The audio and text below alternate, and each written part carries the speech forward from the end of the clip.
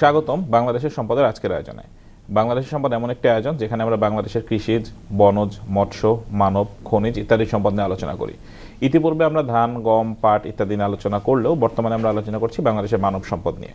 বিশেষত বাংলাদেশের যারা পৃথিবীর বিভিন্ন জায়গায় এবং বাংলাদেশের বিভিন্ন গুরুত্বপূর্ণ দায়িত্ব পালন করছেন এবং বাংলাদেশকে রিপ্রেজেন্ট করছেন তাদেরকে নিয়ে আমরা আলোচনা করছি।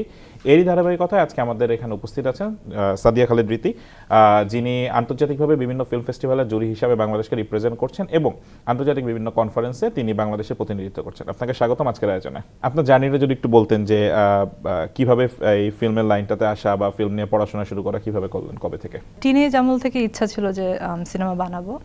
সো ওই সময় থেকে প্ল্যানিং করছি যে কিভাবে করে ঢোকা যায় এই ক্ষেত্রটাতে। আর তখন কিন্তু মেয়েদের জন্য এন্ট্রি ব্যারিয়ার অনেক বেশি ছিল, হ্যাঁ, মানে অত সেফও ছিল না সব সময়।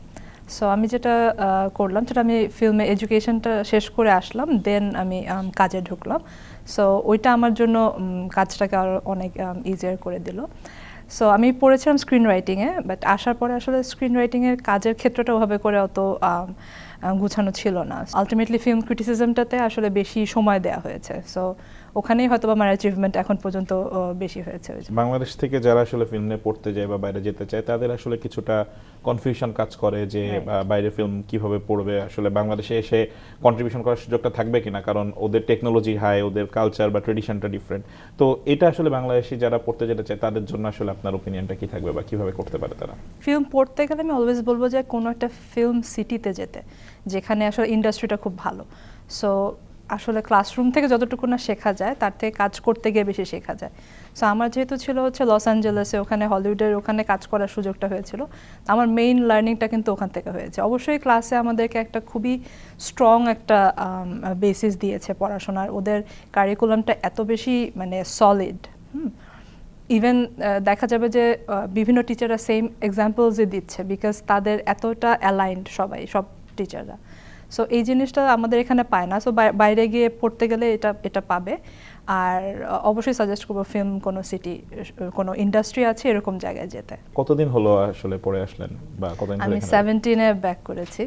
বাংলাদেশে আসলে ফিল্ম এডুকেশনটা আমরা সেভাবে আসলে ফ্লারিশ করতে দেখিনি। দেশে অল্প কিছু পাবলিক ইউনিভার্সিটি পড়াচ্ছে, প্রাইভেটে কিছু জায়গায় পড়ানো হচ্ছে, কিন্তু আসলে ফিল্ম এডুকেশন আসলে হয়ে ওঠা বা বাংলাদেশের সরকারি ইনস্টিটিউটগুলো আসলে সেভাবে কখনোই দাঁড়ায়নি।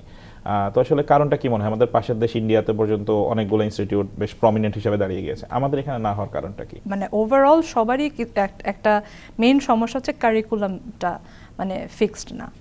এক একজন টিচার এসে এক এক রকম ফ্রি স্টাইলে করছে। সো ওভাবে করলে তো আসলে একটা ইনস্টিটিউট থেকে বের হলে আমার কোনো থাকছে না যে আমার প্রতিটা স্টুডেন্ট কী শিখে বের হচ্ছে এখান থেকে, সেটার কোনোই মানে থাকছে না, বেঞ্চমার্ক থাকছে না। সো এটা আমাদের একটা বড় জায়গা। তারপরে হচ্ছে আপনার টেকনিক্যাল যে ফিল্ডগুলো, সেটা আমাদের অনেক দিন ধরে এটাতে এমফাসিস দেওয়া হতো না, এখন কিছু জায়গায় দিচ্ছে এবং তারা ভালো করছে। কিন্তু যেমন ধরেন আপনার ইউল্যাব বা পাঠশালা, এখানে আমি দেখেছি যে ওরা মানে যায় বিভিন্ন প্রফেশনাল জায়গায় বা স্টুডেন্টদেরকে ওখানে প্লেসমেন্ট করার ব্যাপারে ওরা খুব সিরিয়াস। আর অনেক জায়গায় দেখা যাবে যে ওরা অনেক বেশি ফিল্ম হিস্ট্রি ঘাটাচ্ছে, তার 4 বছরের কোর্স হলেও সেই হিস্ট্রি ঘাটাচ্ছে, থিওরি ঘাটাচ্ছে, অথচ সেটা আবার পুরোপুরি একাডেমিক লাইনেও না। হ্যাঁ, সো ওই স্ট্রাকচারটা আমাদের মিসিং। হ্যাঁ, সো ওটা আমাদের ঠিক করলে আই গেস হয়ে যাবে।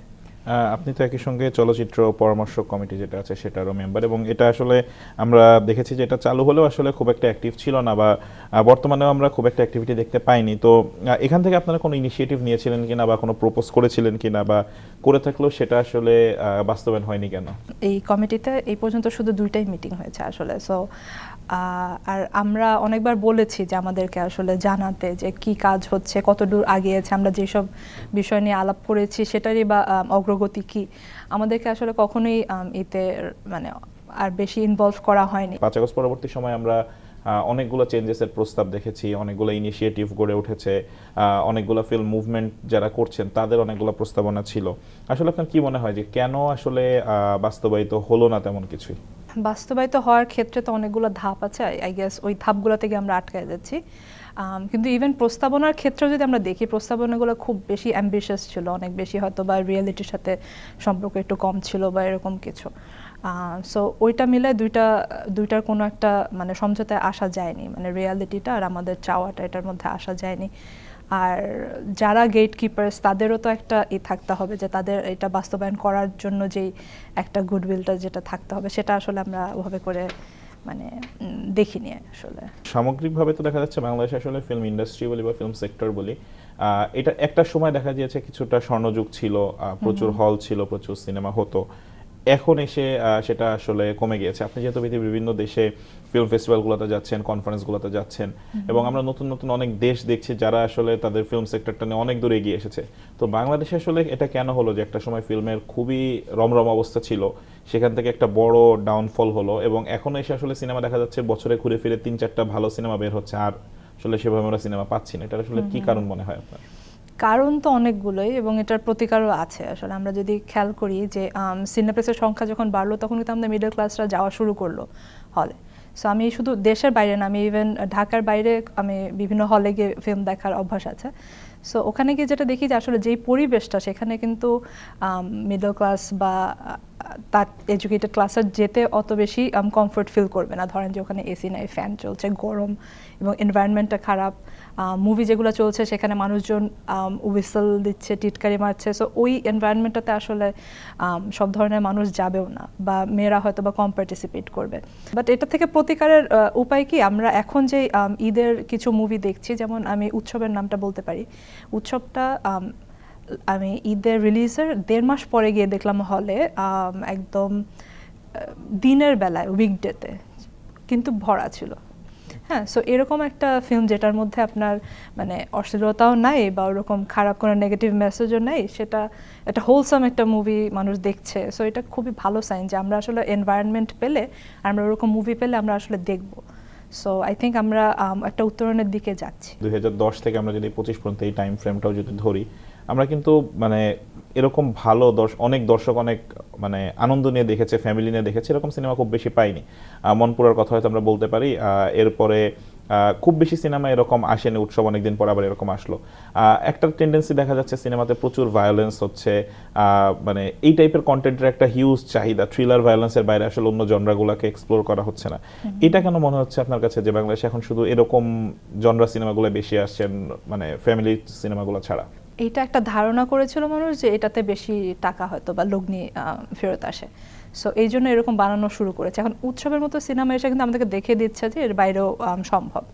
সো আমি আশা করতেছি যে সেটা বেটার হবে। বাট গত ঈদে যেরকম খুব ভায়োলেন্ট কিছু সিনেমা বের হলো, সেগুলো হলে গিয়ে দেখার মানে অভিজ্ঞতাটা খুবই মানে বিজার ছিল। লাইক আপনার ফ্যামিলি নিয়ে মানুষ আসছে, অথচ এখানে আপনার এমন জিনিসকে মানে গ্লোরিফাই করা হচ্ছে, যেমন একটা ক্যারেক্টার সে রেগুলার রেপ করে, সেটাকে তারা একটা মেইন ক্যারেক্টার হিসেবে দেখাচ্ছে, এবং মানুষ তাকে হাততালি দিচ্ছে, তাকে উৎসাহ দিচ্ছে এরকম একটা ক্যারেক্টারকে। সো এটা মানে কি পরিমাণ ড্যামেজিং হতে পারে, আমাদের মেকারদের আসলে এটার ব্যাপারে অনেক সচেতন হওয়া উচিত। আচ্ছা, এখানে বেশি টাকা আসছে, শুধু টাকার জন্য কি আমি একটা ইন্ডাস্ট্রিকে আবার অন্যদিকে নিয়ে যাব? এবং এই মুভিগুলোর অ্যাস্থেটিকটা আপনি যদি চিন্তা করেন, সেটা কিন্তু একটা কপি করা আর একটা ইন্ডাস্ট্রি থেকে। সো আই হোপ কিছু ভালো মেকার্সরা আসবে যারা এটার সাথেও কম্পিটিশন করে দেখায় দিবে যে আমরা আসলে ভায়োলেন্সের বাইরেও ব্যবসাটা করতে পারি। রিসেন্ট টাইমে আপনি সৌদির ফিল্ম কনফারেন্সে গেলেন, এবং সৌদি যেটা ব্যাপারে লোকজনের ধারণা যে খুব রেস্ট্রিক্টেড কান্ট্রি বা খুব বেশি কিছু, বাট তারাও দেখছি এখন সিনেমা নিয়ে বেশ জোরে সোরে কাজ শুরু করেছে। এবং রিসেন্টলি তারা তাদের একটা ফুল ফিচার সিনেমার অ্যানাউন্সমেন্টও করেছে, যেখানে গেম অফ থ্রোনসের ডিরেক্টর বা এরকম মানে টপ নচ লোকদেরকে তারা কানেক্ট করছে কাজ করার জন্য। তো এই বিষয়টাকে আসলে আপনি কিভাবে দেখছেন যে মিডল ইস্টার্ন কান্ট্রিগুলো তাদের আসলে অল্প কিছু দেশ বাদে ফিল্মের হিস্ট্রি এরকম ছিল না, বাট তারা ইউএইউ এখন ইন্ডাস্ট্রি বড় করার চেষ্টা করছে, সৌদিতে হচ্ছে, এই বিষয়টাকে আসলে কিভাবে দেখছেন আপনি? আচ্ছা, মিডল ইস্টের আমাদের আসলে ফিল্ম নিয়ে অত বেশি ধারণা হয়তো বা ছিল না। আর ইরান তো ওদেরকে মিডল ইস্ট বলে না, ওরা তো পার্সিয়া আলাদা। বাকিদের ভিতরে কিন্তু আপনার ফিল্মের কালচারটা কিন্তু ছিল বরাবরই। হ্যাঁ, যেমন ধরেন আপনার ইজিপ্ট, টুনিশিয়া, এগুলো প্রতি বছর কিন্তু ভালো ভালো মুভি দিচ্ছিল, এবং সেগুলো অনেক বড় ফেস্টিভ্যালে যাচ্ছে।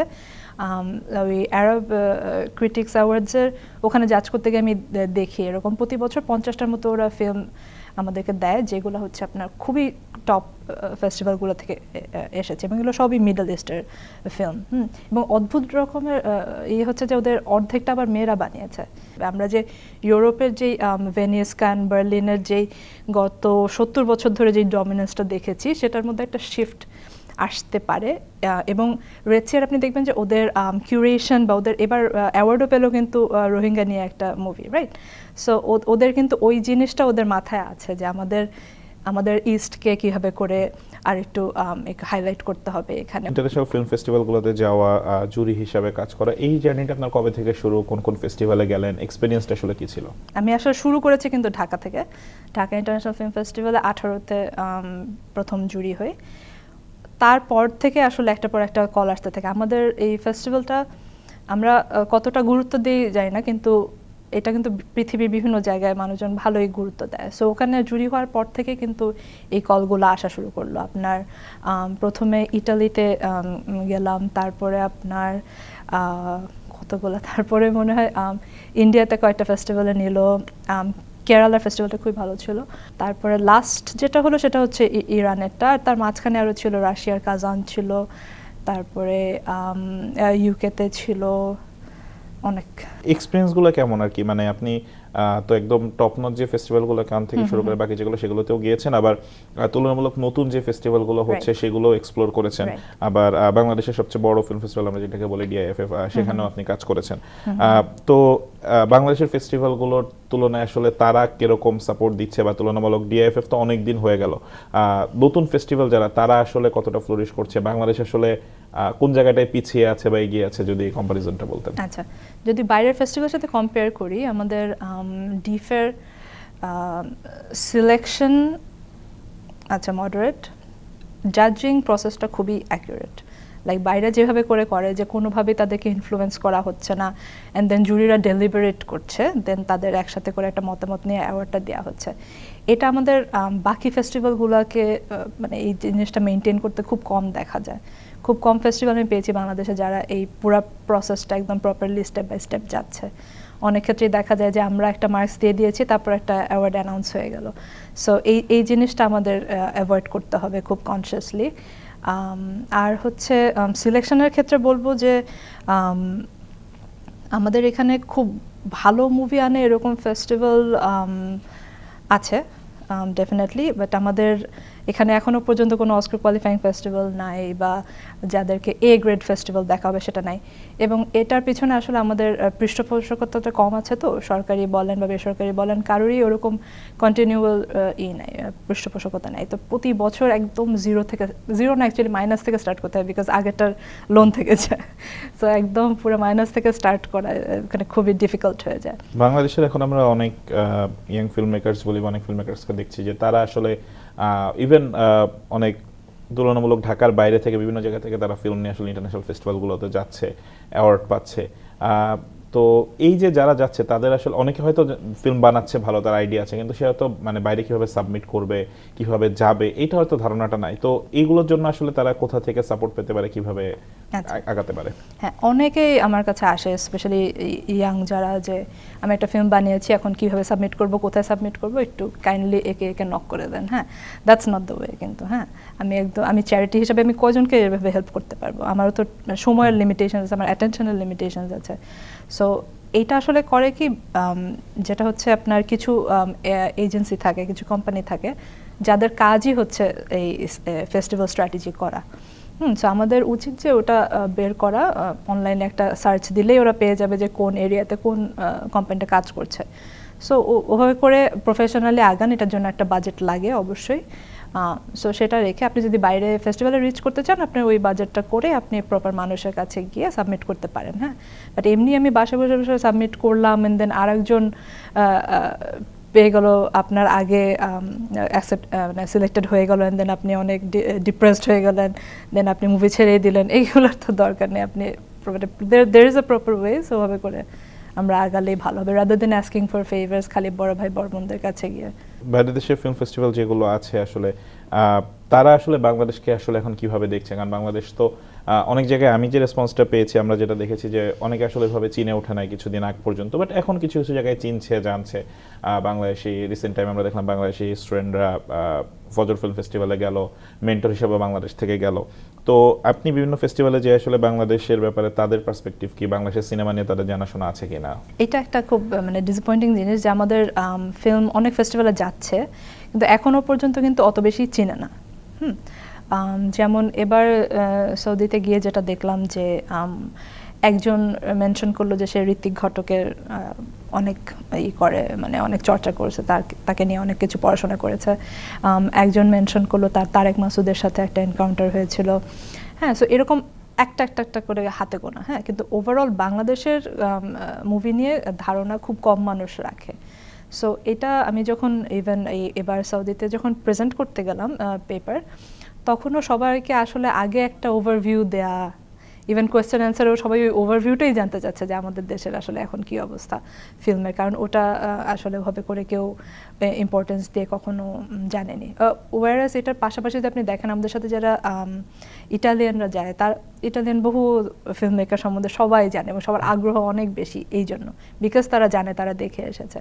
সো আরও আমাদের সময় লাগবে। ইটালিয়ানরা শুরু করেছে সেই ধরেন নিও রিয়েলিজম সেই 1940s থেকে, তো অনেকদিন হয়ে গিয়েছে। আমরা এখন আমাদের যাত্রাটা শুরু করেছি। সো আমাদের আরও কিছু ডেকেডস পরে আমরা অনেক প্রমিনেন্ট জায়গায় যেতে পারি। এটার সঙ্গে যদি যেহেতু মিডল ইস্ট ফিল্ম ফেস্টিভ্যাল আপনার সঙ্গে কথা হচ্ছিল যে সৌদি বা এরকম কান্ট্রিগুলোতে, তারা তো অনেক মানে বেশ কয়েকটা কান্ট্রি বেশ নতুন করে যাত্রা শুরু করছে বলা যেতে পারে। আমরা জানি যে ইজিপ্ট বা নাইজেরিয়া বা এই আরও যে কান্ট্রিগুলো আছে মিডল ইস্টের আশেপাশে, এদের হিস্ট্রি আছে, কিন্তু সৌদির হিস্ট্রি তুলনামূলক নতুন বা ইউএইউ তুলনামূলক নতুনভাবে কাজ শুরু করছে আর কি। তো তাদের আসলে যে নতুন করে একটা ইন্ডাস্ট্রি দাঁড় করানো, তারা কি স্ট্র্যাটেজিগুলো ফলো করছে, সেই স্ট্র্যাটেজিগুলোকে আমরা বাংলাদেশে অ্যাডাপ্ট করতে পারি কি না, বা ওই স্ট্র্যাটেজি ফলো করলে আসলে সফলতা কতটুকু আসতে পারে, কি মনে করেন? ওদের স্ট্র্যাটেজির সাথে আমাদের সবচেয়ে বড় যেই ডিফারেন্সটা হবে সেটা হচ্ছে ওরা অনেক টাকা নিয়ে নেমেছে, এবং আমাদের সমস্যা ওখানে, আমাদের টাকাটার সমস্যা। ওরা নিজেদেরকে তো পেট্রোনাইজ করছেও, ওরা অন্য দেশের ফেস্টিভ্যালকেও পেট্রোনাইজ করছে। যেমন আমি কায়রোতে গিয়ে দেখলাম যে funded by Saudi film commission. হ্যাঁ, এটা চিন্তা করা যায়, একটা দেশ আরেকটা দেশের মেইন ফেস্টিভ্যালকে স্পন্সর করছে, রাইট? আমরা তো নিজেদের দেশেই কোনো স্পন্সর পাই না। সো আমাদের ওদের ফরম্যাটে আগানোর মতো আসলে আমাদের অবস্থান নেই। হ্যাঁ, আমরা ওদের সাথে কোলাবোরেশনে যেতে পারি, কিন্তু আমরা বাংলাদেশে সেই মডেলটা আসলে ইমপ্লিমেন্ট করতে পারবো না। কোলাবোরেশনের সুযোগটা কি আছে? যেটা আপনি বললেন যে কায়রো ফিল্ম ফেস্টিভ্যালকে সৌদি ফিল্ম কমিশন স্পন্সর করছে, সেক্ষেত্রে বাংলাদেশের ফেস্টিভ্যালগুলোকে সাপোর্ট করার কোনো ওয়ে আউট আছে কিনা? আমার তো মনে হয় আছে। আমার মনে হয় যে আমরা আসলে সময় মতো নক করছি না। এখানে অনেক পজিশনগুলো হয়তো বা আমাদের নেইবারিং কান্ট্রিরা নিয়ে নিচ্ছে, কারণ ওরা এখনো নতুন, ওদের এখনো বিভিন্ন পজিশনস ফিল আপ করতে হবে, ওদের এখনো বিভিন্ন ওরা স্ট্র্যাটেজি খুঁজছে, ওরা কাদের সাথে কোলাবোরেশনে যাবে। হ্যাঁ, তো এই সময়টাই যদি আমরা আসলে মিস করে যাই, হয়তো বা আমরা ওদের সাথে বড় কোনো কোলাবোরেশন হয়তো বা আসলে পাবো না। সো আমাদের এখন থেকে ওভাবে করে স্ট্র্যাটেজাইজ করে আমাদের হয়তো বা সরকারি কোনো পদক্ষেপ যদি থাকে সেটাও আমরা নিতে পারি, বা আমরা অ্যাজ এ ফেস্টিভ্যাল আমরা আলাদা করেও এভাবে করে চিন্তা করতে পারি। আসলে আমার কাছে মনে হয়েছে যে ওরা কোলাবোরেশনের জন্য অনেক আগ্রহী। প্রতি বছরই আমরা দেখছি ফেস্টিভ্যাল একটু করে বড় হচ্ছে, অনেক লিমিটেশনস আছে সেটাও আমরা জানি, এবং আপগ্রেড করার চেষ্টা করছে। তো সামনেও তো ঢাকা ন্যাশনাল ফিল্ম ফেস্ট আসছে, আসলে এইটা কেন্দ্রিক নতুন কোনো প্ল্যান বা নতুন কিছু কি আপনারা প্ল্যান করছেন কিনা? এই বছর অত বেশি করা হচ্ছে না। আমরা যেই প্রোগ্রামগুলো এতদিন করছিলাম সেটারই কন্টিনিউয়েশন রাখছি। আমরা যে আমাদের যে স্ক্রিন প্লে ল্যাব সেটাও করছি, এবার আমরা উইমেন্স ফিল্ম কনফারেন্সও করছি। আমাদের সামনে যতই বাধা থাকুক সেটা মানে চালিয়ে যাওয়া হচ্ছে আর কি। হ্যাঁ, আর এবার তো জুলাই নিয়ে একটা সেকশন আছে, প্রতি বছরই কোনো না কোনো একটা মানে স্পেশাল সেগমেন্ট থাকে। সো এবার সেটা আছে। সো এটাই বলতে পারি, এবার আর নতুন কোনো কিছু হয়তো বা এবার পাবো না। আমাদের ওই যে বাজেটের কন্টিনিউইটিটার থেকে যেই সমস্যাটা হয় সে। বাট সামনের দিনগুলোতে যদি এই লিমিটেশনসগুলো বা এই কনস্ট্রেইনগুলো যদি দূর হয়, সেক্ষেত্রে আসলে ডিআইএফএফ নিয়ে লং টার্ম কোনো বড় প্ল্যান আছে কিনা, বা ডিআইএফএফ ছাড়াও যদি বলি বাংলাদেশের অন্য যে ফেস্টিভ্যালগুলো আছে, মানে তাদের আসলে নতুন কি করার সুযোগ আছে টিপিক্যাল ফেস্টিভ্যালের বাইরে যে? রাইট, হ্যাঁ, আমাদের মানে সুযোগের কোনো শেষ নাই আসলে, বিকজ আমরা এখনো মানে we are just scratching the surface. যেহেতু আমরা একদম মানে বেসিকে পড়ে আছি, আমাদের সার্ভাইভাল নিয়ে প্রতি বছর চিন্তা করতে হয়। সো ওইটা যদি আমাদের নিশ্চিত হয়ে যায়, তারপরে তো আমরা প্ল্যান করে মানে কত কিছু যে করতে পারবো। আমরা এখানে বাজেট ছাড়াই যে ক্যানের প্রোগ্রাম আর আনছি, বা বিভিন্ন সব মানে বড় বড় ফিল্ম পার্সোনালিটিদেরকে নিয়ে আসছি, আর বাজেট থাকলে তাহলে আপনি চিন্তা করেন যে আমরা কত বেশি আসলে কত দূর যেতে পারবো। হ্যাঁ, আমরা ডেফিনেটলি অস্কার কোয়ালিফাইং তো হতেই পারবো, এমন অ্যাওয়ার্ড দিতে পারবো যেটার জন্য হয়তো বা ইউরোপ থেকে মানুষ আসবে, আমাদের অ্যাওয়ার্ডটার দাম এত হবে, রাইট? সো এইগুলো আমাদের সামনে, মানে আমার খুবই ইচ্ছা আছে যে আমরা সেই পদক্ষেপগুলো নিব। জাস্ট আমাদের যদি বাজেটটা যদি একটা ফিক্সড কনফার্ম থাকে, আমরা এটা মানে the sky is the limit, আমরা অনেক কিছু করতে পারবো। যেমন এই ল্যাবটা যে করছি এটাও কিন্তু অনেক আগের থেকে প্ল্যান ছিল, তো এখন মানে আমরা করছি, এখন চালা যাচ্ছি, 4 বছর হচ্ছে। সো সামনে এরকম আরও প্ল্যান আছে আর কি। বাংলাদেশে আসলে মানে ফিল্ম মেকিং যে প্রতিষ্ঠানগুলো আছে সরকারিভাবে, যদি এফডিসির কথা বলি, মানে এরা আসলে খুব একটা ফাংশন একটা সময় করেছে, এখন করতে পারছে না কেন, বা তাদের জন্য আসলে আপনার সাজেশনটা কি থাকবে? একই সঙ্গে যদি নতুন যারা আসলে ফিল্ম নিয়ে পড়াশোনা করতে চায়, ফিল্ম নিয়ে কাজ করতে চায়, ফিল্ম মেকিং করতে চায়, ফেস্টিভ্যালগুলোতে যেতে চায়, তাদের জন্য আপনার পরামর্শ কি থাকবে, সরকারের উদ্দেশ্য এবং যারা ব্যক্তিগতভাবে কাজ করতে চায় তাদের উদ্দেশ্য? সরকারের উদ্দেশ্যে আমি যেহেতু আমার এফডিসিতে ওরকম কাজ করা হয়নি, সেহেতু ওদেরকে হয়তো আমি কিছু আলাদা করে বলতে পারছি না, কিন্তু যেই পর্যায়ে কাজ করা হয়েছে সেখানে যেই ঝামেলাগুলো ছিল, মানে ইট ওয়াজ ভেরি ক্লিয়ার যে ঝামেলাটা কোথায় কোথায় কোথায় হচ্ছে। হ্যাঁ, এবং সেটাকে সলভ করাটাও মানে শুধুমাত্র আপনার মানে সদিচ্ছার ব্যাপার। হ্যাঁ, যেমন আমরা এই স্ক্রিপ্ট সাবমিশনের কথা, যেটা ওটা যদি ডিজিটালি যদি করে তাহলে কিন্তু অনুদানটা অনেক বেশি স্বচ্ছ হয়ে যায়, রাইট? সো এরকম কিছু খুবই খুবই ইজি কিছু স্টেপস আছে যেটা সরকার নিতে পারে, হ্যাঁ, চাইলেই নিতে পারে। সো এগুলো আমি ওদেরকে সাজেস্ট করি, বিভিন্ন মিটিং থাকলে অবশ্যই এগুলো সাজেস্ট করে দেই। সেটা আই হোপ আমরা ইমপ্লিমেন্ট করতে পারবো, অত বেশি বাধা নেই সেটার পথে। আর যারা নতুন ফিল্ম মেকিংয়ে আসছে তাদেরকে বলবো যে আপনি আপনার সিনেমাটা বানান, আপনি দেখেন না যে আচ্ছা ফ্রেন্ডসরা এরকম সিনেমা পছন্দ করে, সো এটা বানালে হয়তো আমি কেন চান্স পাবো, ওভাবে করে ফর্মুলা করে করেন না প্লিজ। বিকজ আমরা মানে খুবই হার্ট ছাড়া, সোল ছাড়া সিনেমা পাই অনেক সময়। হ্যাঁ, বিকজ তারা হচ্ছে যে ওই ফর্মুলা করে স্ট্র্যাটেজি করে সিনেমা বানাচ্ছে, তারটা হয়তো বা যাবেও, সে যদি রাইট মানুষ রাইট এজেন্সির কাছে যায় হয়তো বা তারটা পৌঁছেও যাবে অনেক বড় কোনো ফেস্টিভ্যালে।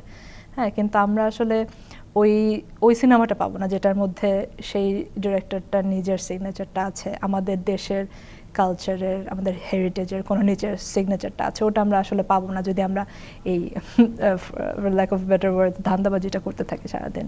হ্যাঁ, সো আমার এই হচ্ছে যে বি অনেস্ট টু ইয়োরসেলফ আর অথেন্টিক ফিল্ম বানান, ফরগেট অ্যাবাউট ফেস্টিভ্যালস।